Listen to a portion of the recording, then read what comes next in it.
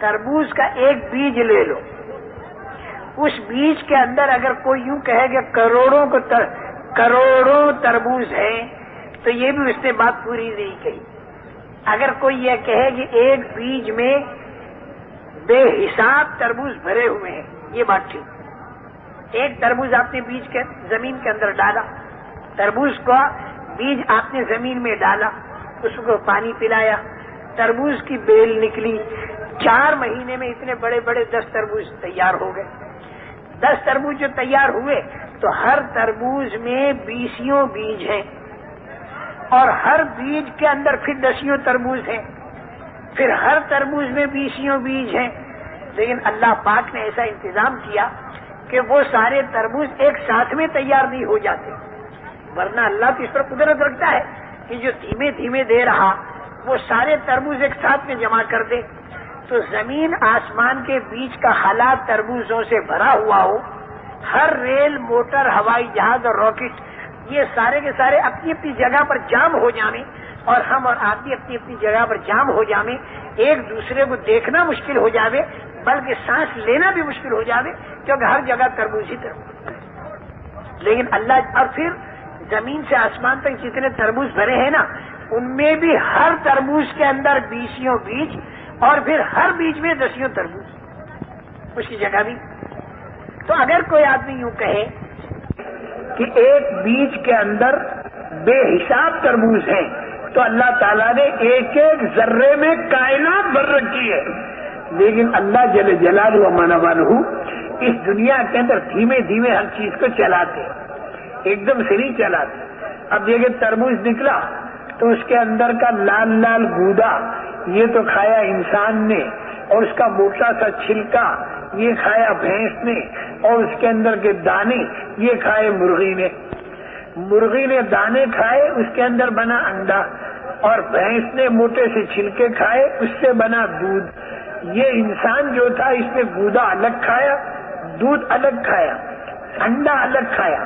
یہ ساری چیزیں اللہ پاک نے انسان کی تربیت کے لیے بنائی۔ الحمدللہ رب العالمین، پالنے والے اللہ۔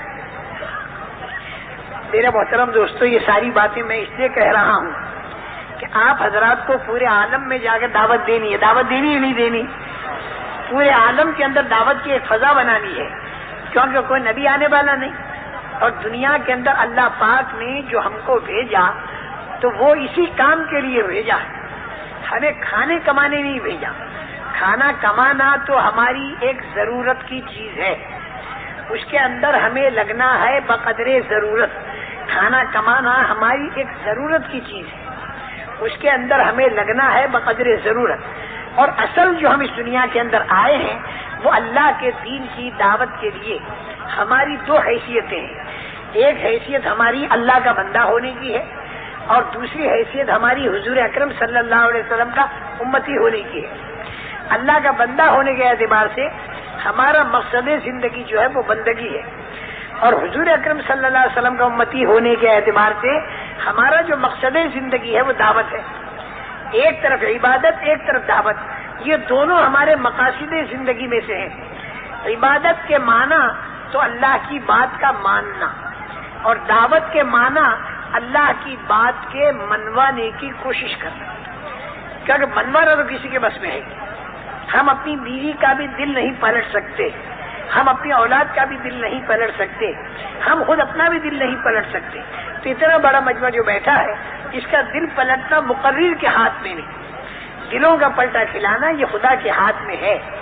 لیکن ہمارے ذمے اللہ جل جلالہ و من والہ نے کوشش رکھی۔ اور دیکھو ایک بات میں بتاؤں، رکاوٹ کیا بنتی ہے دین کا کام کرنے میں؟ رکاوٹ کیا چیز بنتی ہے؟ رکاوٹ بنتی ہے دنیا۔ دین کا کام کرنے میں رکاوٹ بنتی ہے دنیا، کاروبار رکاوٹ بنتا ہے، کھیتی رکاوٹ بنتی ہے، یہ چیزیں رکاوٹ بنتی ہے۔ اس میں میری ایک بات سمجھ لو، دیکھو کان پر پڑی ہوئی کام آئے گی، زندگی بھر نسلوں تک کے لیے کام آئے گی۔ ایک بات اچھی طرح ذہن میں بٹھا دیں، دنیا، روزی، مال اور چیزیں، یہ تو اللہ تعالیٰ ہر آدمی کو اتنی دے گا جتنی اللہ نے لکھ رکھی ہے، اس سے کم بھی نہیں دے گا، اس سے زیادہ بھی نہیں دے گا. اچھی طرح سے اسے ذہن میں بٹھا دیں. عقل پر اور محنت پر معاملہ نہیں، روزی کا معاملہ عقل پر اور محنت پر نہیں. دیکھیں روزی کی محنت کرنی تو پڑے گی، آدمی کرے، لیکن ایک بات ذہن میں بٹھا لے کہ روزی کی محنت کرنے سے میں زیادہ محنت کروں گا تو روزی زیادہ ملے گی، اور میں کم محنت کروں گا تو روزی کم ملے گی، یا میری عقل زیادہ ہوگی تو میں روزی زیادہ کما لوں گا، اور میری عقل کم ہوگی تو میں روزی کم کماؤں گا. یہ بات بالکل غلط ہے. زمین اور آسمان کے بننے سے 50,000 سال پہلے اللہ نے ایک مخلوق بنائی جس کا نام ہے قلم. اس کے اوپر علم کا فیضان کیا تو جو کچھ ہونے والا تھا، جس کو جتنا ملنے والا تھا، وہ سارا اس قلم نے لکھ دیا. اب جتنا ہمارے اور تمہارے لیے اللہ نے لکھ دیا، مال یا روزی یا چیزیں یا دنیا، یاد رکھنا وہ تو اتنی ہی ملی. اور ہم دنیا میں تجربہ کر کے دیکھیں، قرآن کی آیت بتا رہی ہے اور اہم تجربہ بھی دیکھ لو. اللہ تعالیٰ فرماتے ان اللہ یبسط الرزق لمن یشاء من عبادہ ویقدر له. اللہ تعالیٰ اپنے بندوں کو جس کو چاہتا ہے روزی زیادہ دے دیتا ہے، جس کو چاہتا ہے کم دے دیتا ہے. آپ کہیں یہ نہیں بتا سکو گے کہ زیادہ محنت کرنے پر تمہیں روزی زیادہ ملے گی، تھوڑی محنت کرنے پر روزی تمہیں کم ملے گی، زیادہ عقل والے کو روزی زیادہ ملے گی اور کم عقل والے کو روزی کم ملے گی. یہ آپ کو کہیں قرآن حدیث میں نہیں ملے گا. اور تجربہ بھی دیکھ لو، آپ غور کر لو، اگر زیادہ محنت پر روزی زیادہ ملتی تو یہ مزدوریاں کرنے والوں کو روزی زیادہ ملنی چاہیے تھی اور مال زیادہ ملنا چاہیے تھا. لیکن ہم دیکھتے ہیں کہ مزدوری کرنے والا جو آدمی ہوتا ہے اس کو بمشکل تمام 15 روپیہ یا 20 روپیہ ملتا ہے، جبکہ وہ 8-10 گھنٹہ محنت کرے. لیکن ایک تاجر بعض مرتبہ سودا کرتا ہے 15 منٹ میں ایک سامان کا، اور دوسرے 15 منٹ میں اسی سامان کو بیچ دیتا ہے اور 50,000 روپے کا نفع اسے مل جاتا ہے. اسے تھوڑی محنت پر 50,000 ملے اور اسے زیادہ محنت پر 20 ملے. اس نے 8 گھنٹہ محنت کی اور اسے 20 ملے، اور اس نے آدھا گھنٹہ محنت کی اور 50,000 ملے. تو اگر محنت پر معاملہ ہوتا تو مزدور کو زیادہ ملتا، تاجر کو کم ملتا، کیونکہ تاجر کی محنت کم ہوتی ہے اور مزدور کی محنت زیادہ ہوتی ہے. لیکن ہم اس کا الٹا دیکھ رہے ہیں. اچھا، یہاں ایک بات ذہن میں لوگوں کی یہ بھی آتی ہے کہ تاجر جو ہے وہ عقل والا ہے اور مزدور کی بیچاری جو عقل کم ہے، اس لیے اس کو کم ملا، اسے زیادہ ملا. روزی کا معاملہ عقل پر بھی نہیں، یہ بھی یاد رکھنا. ایسے ایسے آدمی دنیا میں دیکھے گئے کہ جنہیں لکھنا پڑھنا بالکل نہیں آتا اور اپنا نام کا دستخط نہیں کر سکتے اور انگوٹھا کرتے ہیں، لیکن کاروبار ان کا لاکھوں کروڑوں کا چل رہا ہے. اس کاروبار پر کنٹرول کرنے کے لیے، قابو میں رکھنے کے لیے، اس کا حساب کتاب رکھنے کے لیے جو منشی رکھے جاتے ہیں B.Com اور M.Com پاس 10-15 ایسے منشیوں کی ضرورت. وہ 10-15 منشی کام کرتے ہیں اور ان میں سے ہر ایک کی تنخواہ کتنی؟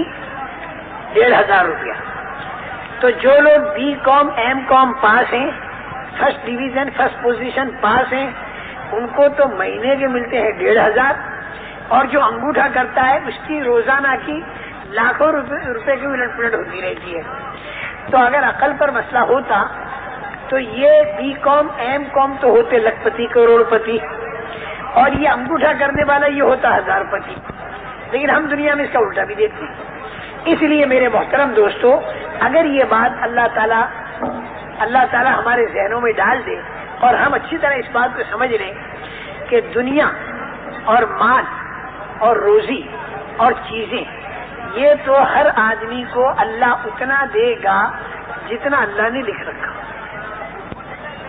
بعض مرتبہ اللہ زیادہ لکھ دیتے زیادہ مل جاتا ہے، بعض مرتبہ اللہ تعالیٰ کم لکھ دیتے تو کم مل جاتا ہے۔